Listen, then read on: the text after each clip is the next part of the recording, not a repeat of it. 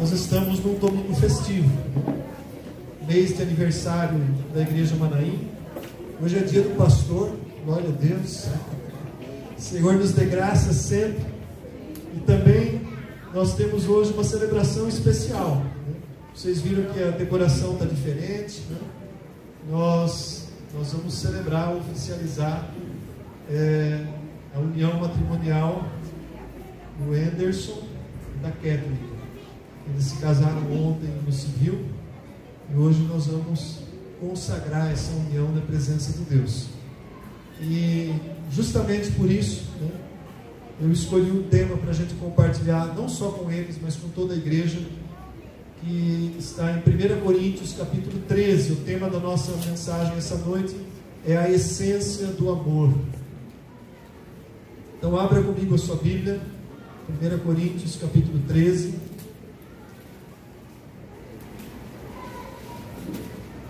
É um texto muito lindo, também bastante conhecido. Eu vou começar lendo da segunda parte do último versículo do capítulo 12, que é o versículo 31, a segunda parte desse versículo. Depois a gente vai ler o capítulo 13 todo. Antes, porém, vamos orar mais uma vez. Pai, nós te damos graças por esse momento, te damos graças por tudo que o Senhor tem feito, realizado através dessa igreja, pelo privilégio de podermos servir ao Senhor. Te agradecemos por mais um ano desse ministério, te agradecemos por esse momento especial que nós estamos celebrando hoje, o casamento do Anderson e da Kathleen. Enfim, Pai, que tudo venha honrar e glorificar o Senhor. Abre o nosso coração à Tua palavra, que em nome de Jesus ela faça diferença na nossa vida e que penetre o coração de cada um que está aqui nessa noite. Nós repreendemos o ladrão da semente. Nenhuma ação espiritual venha atrapalhar a compreensão da Tua palavra. Eu oro ao Espírito Santo que me capacite a transmiti-la com unção e com fidelidade, em nome de Jesus Cristo. Amém. 1 Coríntios, finalzinho do versículo 31, diz assim: entretanto, procurai com zelo os melhores dons, e eu passo a mostrar-vos ainda um caminho sobremodo excelente. Ainda que eu fale as línguas dos homens e dos anjos, se eu não tiver amor, eu serei como bronze que soa, ou como símbolo que retine.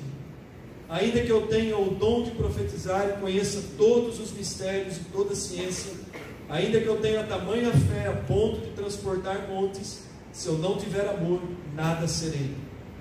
Ainda que eu distribua todos os meus bens entre os pobres, e ainda que entregue o meu próprio corpo para ser queimado, se eu não tiver amor, nada disso me aproveitará. O amor é paciente, é benigno. O amor não arde em ciúmes, não se ufana, nem se ensoberbece. Não se conduz inconvenientemente, não procura os seus interesses, não se exaspera, não se ressente do mal. Não se alegra com a injustiça, mas regozija-se com a verdade. Tudo sofre, tudo crê, tudo espera, tudo suporta. O amor jamais acaba. Havendo profecias, desaparecerão. Havendo línguas, cessarão. Havendo ciência, passará. Porque em parte conhecemos e em parte profetizamos. Quando, porém, vier o que é perfeito, então o que é em parte será aniquilado. Quando eu era menino, eu falava como menino, sentia como menino, pensava como menino. Quando cheguei a ser homem, desisti das coisas próprias de menino. Porque agora vemos como em espelho, obscuramente. Então veremos face a face. Agora conheço em parte, então conhecerei como também sou conhecido. Agora, pois, permanecem a fé, a esperança e o amor. Estes três, porém, o maior deles é o amor. Amém, queridos? Esse texto, ele fala sobre a essência do amor. Nós sabemos que Paulo teve muitos problemas com a igreja de Corinto, né? Eu já dei alguns relatos, né? A igreja de Corinto foi fundada por Paulo na sua segunda viagem missionária, por volta do ano 56. E Paulo esteve ali por 18 meses, 1 ano e meio, ensinando o Evangelho, ensinando a palavra de Deus. E foi uma igreja que teve um crescimento muito rápido, uma igreja que cresceu rapidamente, mas dentro de uma cidade que era extremamente profana, né? A cidade grega de Corinto era uma cidade onde havia um extremo de pecados. Imagina um lugar muito profano. Ali se cultuava a deusa Afrodite, a deusa do amor, da sensualidade. Haviam templos onde se praticavam a prática sexual. Então imagina um lugar extremamente profano. A igreja cresceu naquele meio, naquela cidade, e muitos que se convertiam, iam para a igreja, levavam ainda os costumes do mundo, precisavam ser trabalhados, né, abandonar os hábitos antigos. Paulo teve muito trabalho naquela igreja. Então quando você começa a ler a carta aos Coríntios, você vai ver que ela, na maior parte, ela é uma carta de aconselhamento, de advertência, de correção, exortando, admoestando a igreja. Mas quando chega no capítulo 12, Paulo fala de algo que aquela igreja tinha de muito bom. Era uma igreja que tinha todos os dons. Era uma igreja que se orgulhava dos dons espirituais. E aí então Paulo também se vê na obrigação de corrigir o comportamento daquela igreja em relação ao uso dos dons espirituais. É esse o contexto que nós chegamos nesse momento que fala do amor. Porque eles exerciam dons espirituais dentro da igreja: contribuição, ajuda, socorro aos pobres, oração em línguas, profecias, tinha de tudo na igreja de Corinto, mas faltava o amor. E Paulo então se utiliza desse capítulo 13, que a gente conhece como a carta do amor, para falar sobre a essência do amor. E é muito interessante a gente compreender, porque nós conhecemos o amor de uma única palavra no português, mas no idioma grego haviam pelo menos 3 palavras que falavam sobre um determinado tipo ou nível de amor. E a primeira delas é o amor eros, né, que envolve um amor íntimo, uma atração física, atração de prazer, de desejo. Daí vem a palavra erotismo.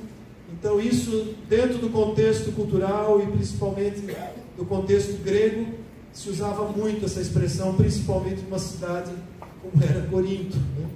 Mas não é esse amor que nós vamos falar. Há um nível maior, um nível mais alto, ou se a gente quiser compreender, né, um degrau mais alto, ou mais profundo sobre o amor. E a palavra que identificava essa segunda expressão era a palavra filéu.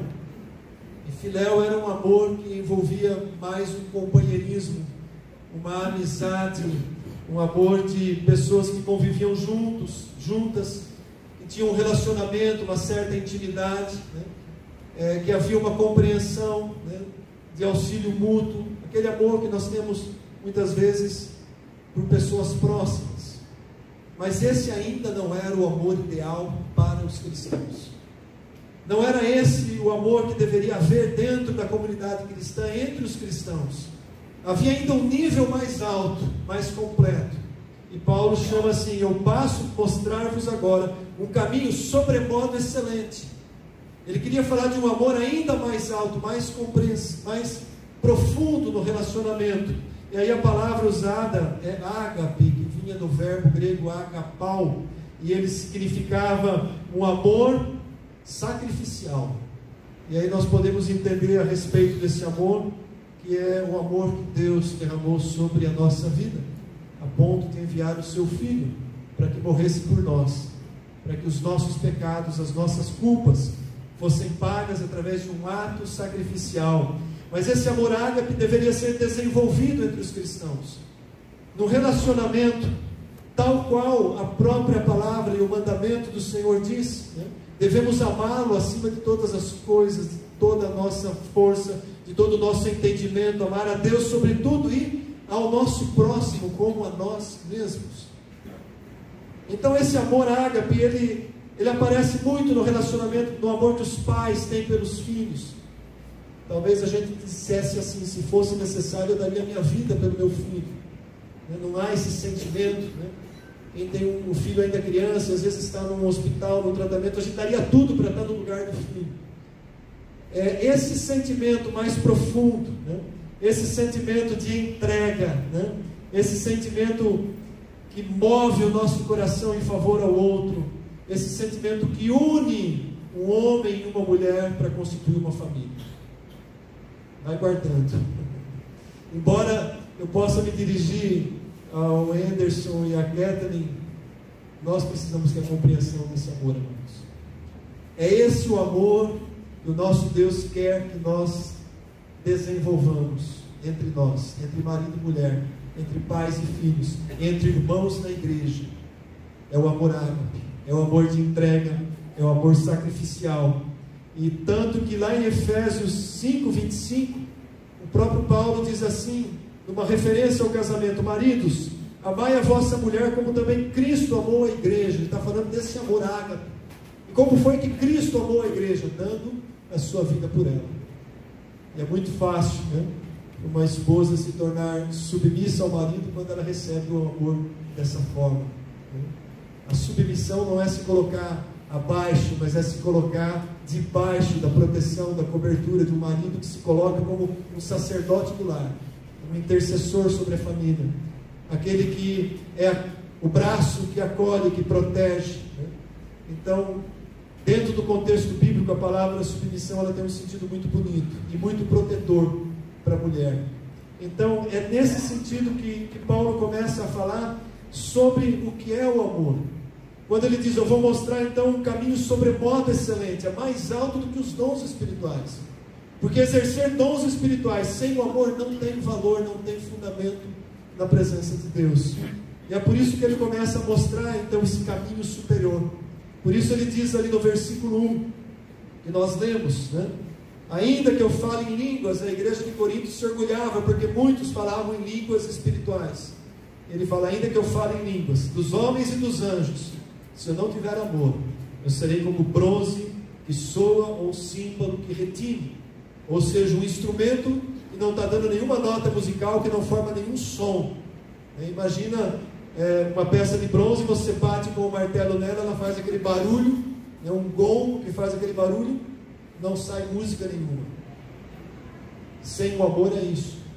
Um símbolo que retine, só faz um barulho. Pega 2 pratos, aquele instrumento, bate 2 pratos sozinhos, não tem nenhuma sonoridade musical, nenhuma coisa que agrade. E é isso que Paulo estava dizendo, né? Ainda que eu tenha o dom de profetizar, que eu conheça os mistérios e tenha toda a sabedoria, toda a ciência, ainda que eu tenha tamanha fé a ponto de transportar montes. Ele está se referindo a uma palavra do Evangelho, quando o próprio Senhor Jesus, ele diz assim, lá em Mateus 21, olha, se vocês tiverem fé do tamanho do grão de mostarda, você pode dizer para esse monte: sai desse lugar e vai para lá, e ele vai. Lógico, Jesus estava usando uma figura de linguagem, né? Ninguém vai dar ordem para o monte sair de lugar, mas Paulo estava se referindo a isso. Ainda que a minha fé seja capaz de fazer isso, se eu não tenho amor, se a minha vida não expressa amor por ninguém, se eu vivo só para mim, não tem valor nenhum diante de Deus. Ele vai mais a fundo ainda. Ainda que eu distribua todos os meus bens aos pobres, ainda que eu faça a maior quantidade de boas obras para alcançar o favor de Deus, se o fundamento não for o amor, elas não têm valor nenhum. Não tem valor nenhum na presença de Deus. Se a minha intenção era me exaltar porque eu fiz boas obras, não teve valor na presença de Deus. E ele então continua dizendo, inclusive usando uma expressão muito forte: ainda que eu entregue o meu corpo para ser queimado, ainda que eu dê a minha vida por alguém, se não for por um ato de amor, não faz sentido. E depois que Paulo faz essa comparação, ele então começa a falar do que é o amor. Ele usa várias comparações, várias expressões, quando ele diz que o amor é paciente. O que é ser paciente, amados? A paciência faz parte do fruto do Espírito, lá de Gálatas 22, Gálatas 5:22. O que é ser paciente? A paciência, ela restringe a ira. No momento de explosão de raiva, A pessoa paciente consegue se controlar. Ela restringe a ira, restringe o mal. O amor, ele é paciente. Quando nós dizemos que amamos alguém, nós aprendemos a ser paciente com as limitações daquela pessoa com quem nós vivemos, a pessoa com quem amamos. A paciência é extremamente importante dentro do casamento. Anderson e Kathleen, muita paciência. Vocês vão estar numa caminhada, aprendendo a viver juntos. Cada um traz agora o seu estilo de vida. Vocês vão colocar esse estilo de vida juntos, na mesma casa, no mesmo lugar. Então vocês vão ter que aprender com muita paciência a suportar as diferenças, a se ajustarem um ao outro nessa caminhada. E eu digo isso até com propriedade, porque a gente está há 39 anos juntos, né, numa caminhada de casamento, e mais 2 aí de namoro e noivado, né? Então a gente aprendeu a ser paciente um com o outro. A paciência é uma expressão do amor, né? Ele diz mais, né? Ele diz que o amor é benigno. O que é ser benigno? É ter prazer em fazer o bem. Eu vivo no propósito de abençoar a vida das pessoas ao meu redor. Isso é ser benigno. Eu quero fazer o bem, principalmente dentro do casamento. Quem é o meu próximo mais próximo? Quem é a minha próxima mais próxima? Nós devemos fazer bem ao nosso próximo. Lembra a parábola do próximo, do bom samaritano? Devemos fazer bem a todos, mas especialmente aos nossos mais próximos. Então nós devemos ser facilitadores da vida daqueles com quem nós vivemos, e não dificultadores.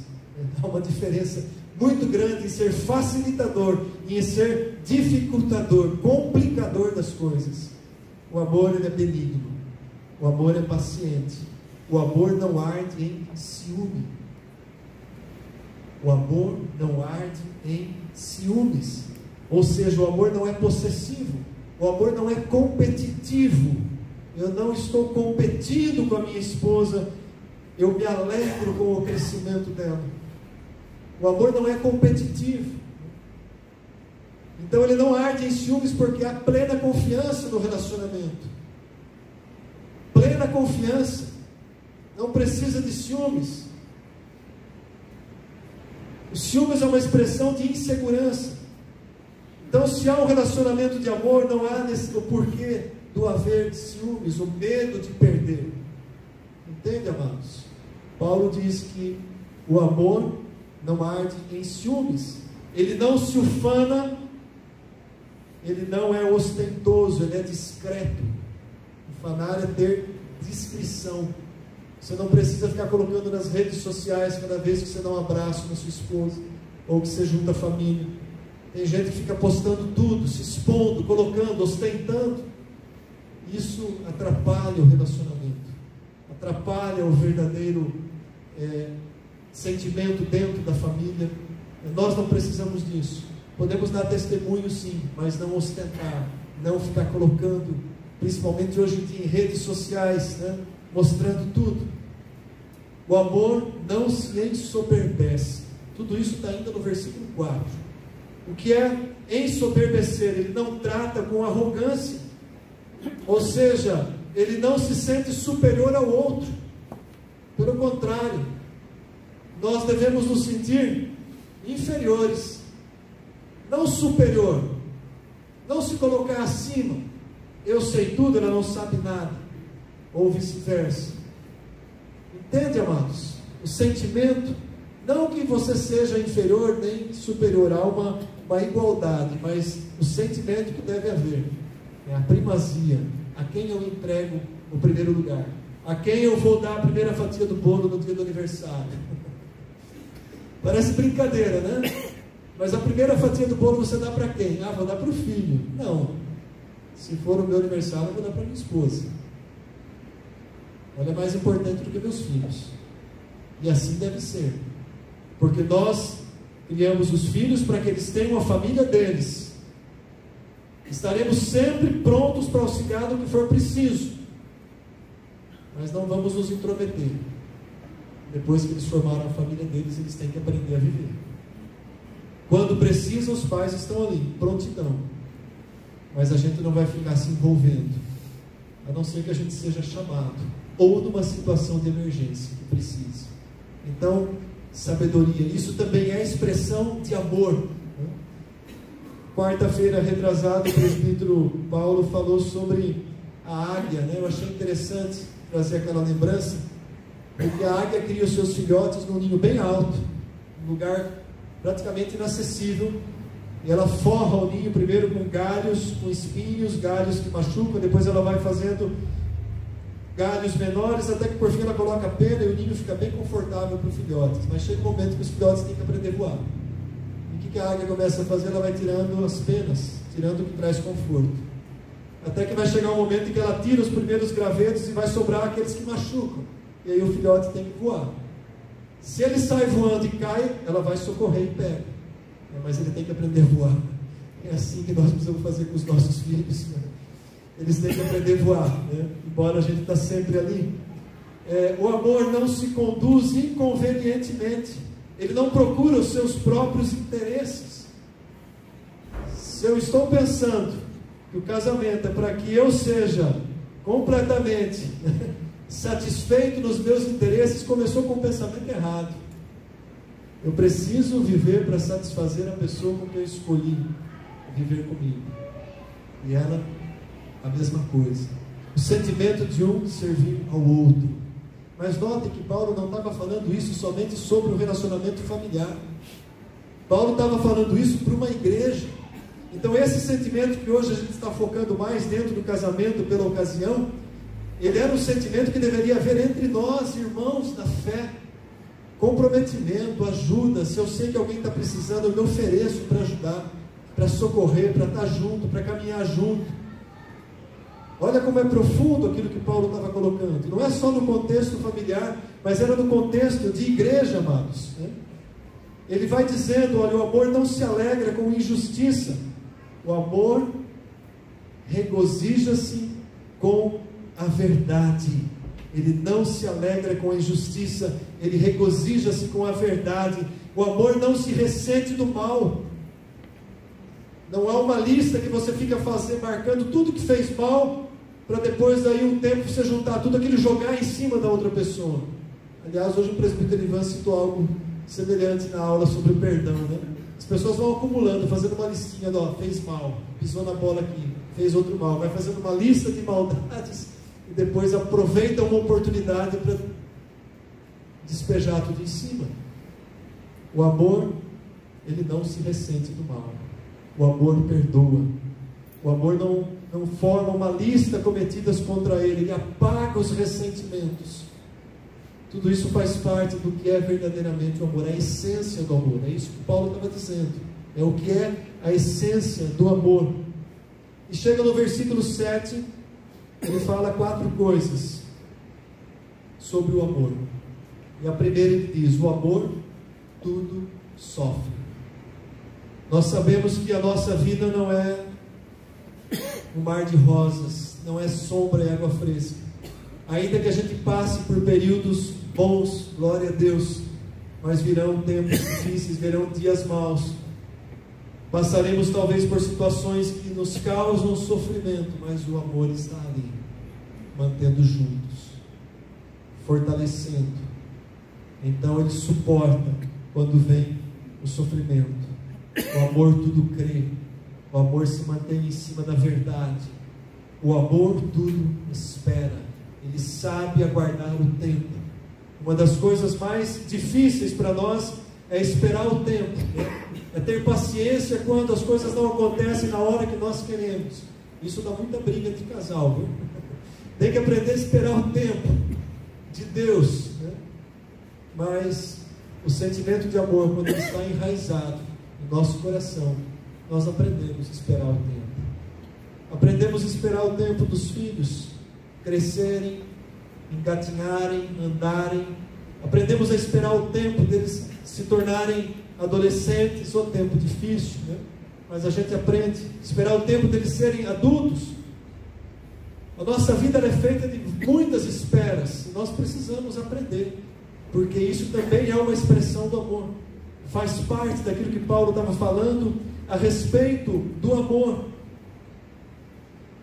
E nos versículos seguintes, Paulo volta a falar novamente sobre os dons. Ele diz, olha, do versículo 8 ao 10, as profecias elas vão desaparecer, as línguas elas vão cessar, a ciência, o conhecimento, um dia vai acabar, tudo isso vai passar, são coisas importantes nesta vida, tudo isso vai passar, mas quando vier o que é perfeito, quando vier o que é perfeito, o que é perfeito, amados? Existe perfeição nessa vida? Nós sabemos que não. Então, o que Paulo estava se referindo? A eternidade. Quando vier o que é perfeito, o reino de Cristo, a vida eterna, quando vier o que é perfeito, todas essas coisas, os dons, nós não vamos precisar mais deles. Você não vai precisar de fé no céu, você já precisa de fé aqui. Você não vai precisar de profecias no céu, de orar em línguas no céu.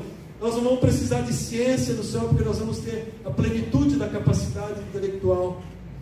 Mas o que vai permanecer no céu? O amor. É isso que Paulo continua dizendo, né? Quando vier o que é perfeito, tudo aquilo que é imperfeito, que não é completo ainda, vai ficar para trás. Tudo que nós desfrutamos hoje nessa vida é algo que ainda é incompleto.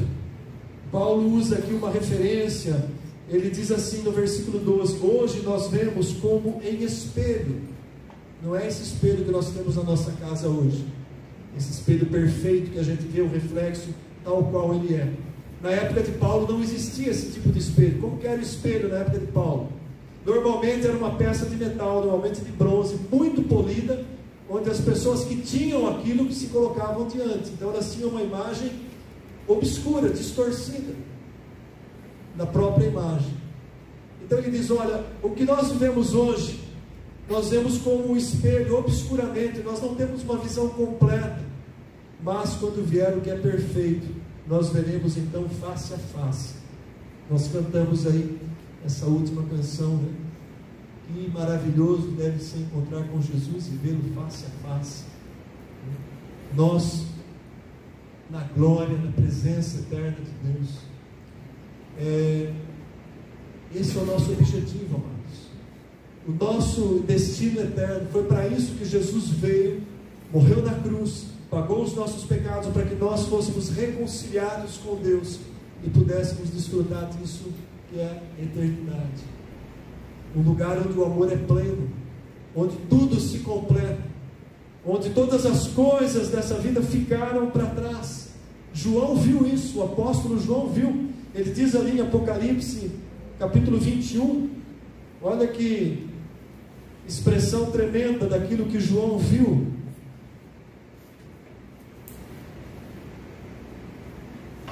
Eu creio que foi muito mais do que ele conseguiu expressar, mas ele diz aqui, Apocalipse 21, do 1 ao 6, eu vi novo céu e nova terra, pois o primeiro céu e a primeira terra passaram, o mar já não existe. Eu vi também a cidade santa, a nova Jerusalém que descia do céu, da parte de Deus, ataviada como uma noiva adornada para o seu esposo. Ouvi grande voz vinda do trono, eis o tabernáculo de Deus com os homens. Deus habitará com eles, eles serão povos de Deus, e Deus mesmo estará com eles. Ele lhes enxugará dos olhos toda lágrima, e a morte já não existirá. Já não haverá luto, nem pranto, nem dor, porque as primeiras coisas passaram. Aquilo que não era perfeito, que não era completo, passou. O que nos espera é algo perfeito, algo completo. No capítulo 22 de Apocalipse, de 1 a 5, ele continua relatando um pouco daquela visão sobrenatural que ele teve. Ele diz assim: então me mostrou o rio da água da vida, brilhante como um cristal que sai do trono de Deus e do Cordeiro. No meio da sua praça, de uma a outra margem, está a árvore da vida, que produz 12 frutos, dando seu fruto de mês em mês, e as folhas da árvore são para a cura dos povos. Nunca mais haverá qualquer maldição. Nela está o trono de Deus e do Cordeiro. Os seus servos o servirão, contemplarão a sua face, e na sua frente está o nome dele. Então já não haverá noite, nem precisarão eles de luz de candeia, nem da luz do sol, porque o Senhor Deus brilhará sobre eles e reinarão eternamente. É maravilhosa essa expressão. mas eu penso que é mais do que isso, porque nós não conseguimos sequer imaginar o que Deus tem preparado.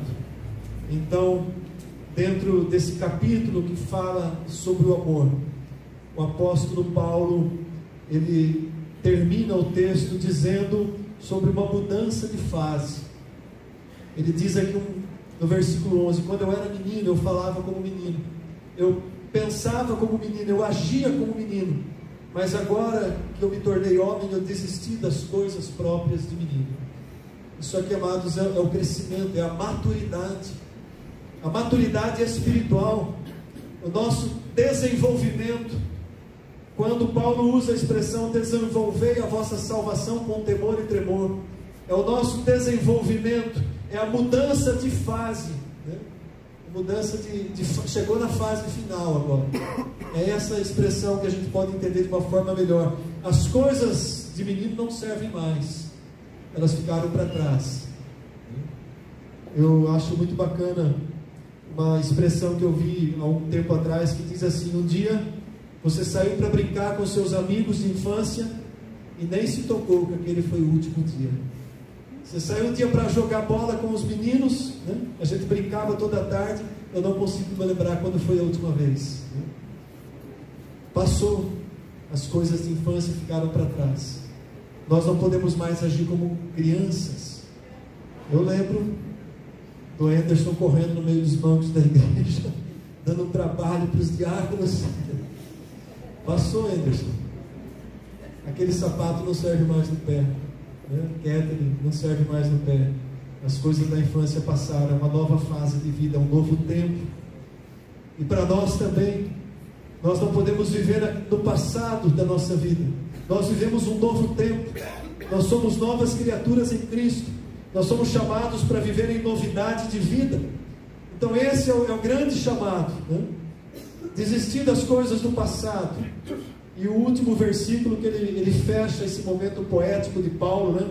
Paulo estava tendo assim um relance poético naquele momento. Ele diz: agora pois permanecem a fé, a esperança e o amor, esses três, porém o maior é o amor. O maior é o amor. Alimentar esse amor. Esse amor nós precisamos renová-lo a cada dia.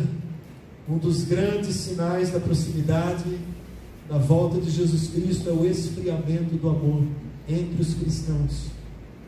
Quando as pessoas começam a não sentir mais interesse com a relação, a vida dos outros, vivem para si próprio, é o amor se esfriando. Nós somos chamados a reacender essa chama no nosso coração. Nós somos desafiados pela palavra de Deus a viver esse amor, não só dentro do nosso casamento, na nossa família, entre as pessoas que nós temos esse vínculo de sangue, mas somos chamados a viver esse amor dentro do corpo de Cristo, da igreja, a nos preocuparmos de fato uns com os outros, a nos dedicarmos uns pelos outros, a servirmos, a colocar a nossa vida a serviço uns pelos outros. Isso, amados, é viver verdadeiramente o amor. Amém? E